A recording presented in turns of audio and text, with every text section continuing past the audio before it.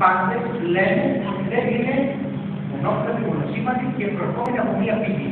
Δεν μπορεί να πει ότι έρχεται μόνο, για παράδειγμα, από την οικογένεια που πάει στο πιάτι, μόνο από αυτούς που ασκούν βία και μορατή, έρχεται μέσα από τα συστήματα, έρχεται συμβολικά, έρχεται μέσα από το βίωμα, από βιώματα που υπάρχουν στη ζωή των παιδιών και στην κοινότητα.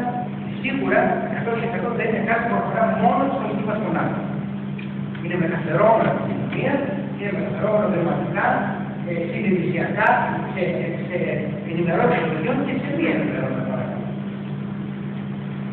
Όταν έρχεται λοιπόν να κάνουμε το ερώτημα τι κάνουμε την βία που ασκείται από παιδιά και παιδιά, από παιδιά και εκπαιδευτικούς, από παιδιά στο σύστημά μας, κατά λάθος, πολύ μεγάλο λάθος, να εστιάσουμε μόνο και μόνο στο ερώτημα αυτό. Η σοφία της οπτικής ερώτημα λέει για δέστε λίγο τι το παίρνεις.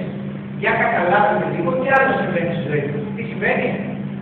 Είμαστε, ζούμε μια ζωή όπου μερικές φορές οι προτεραιότητες είναι άλλος από αυτές που έχουμε ανάγκη εμείς πρωτογενώς. Τι έχουμε ανάγκη εμείς? Έχουμε ανάγκη μια στασιά και αυτοπιά.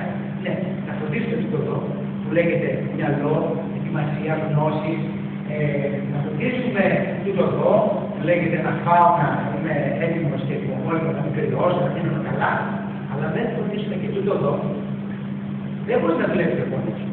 Και τούτο εδώ έχει ανάγκη από να νιώθω ότι βρίσκομαι κοντά σε ανθρώπους που μοιάζονται για μένα, κοντά σε ανθρώπους που θα κάνουν ένα βήμα παραπέρα να συναντήσουν τη δική μου αγωνία, τη δική μου δικά λάθη, τη δική μου αλλαγή.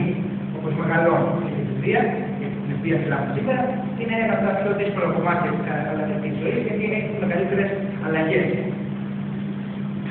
Λοιπόν, ξανάρχομαι και λέω πάλι από την οπτική των δικαιωμάτων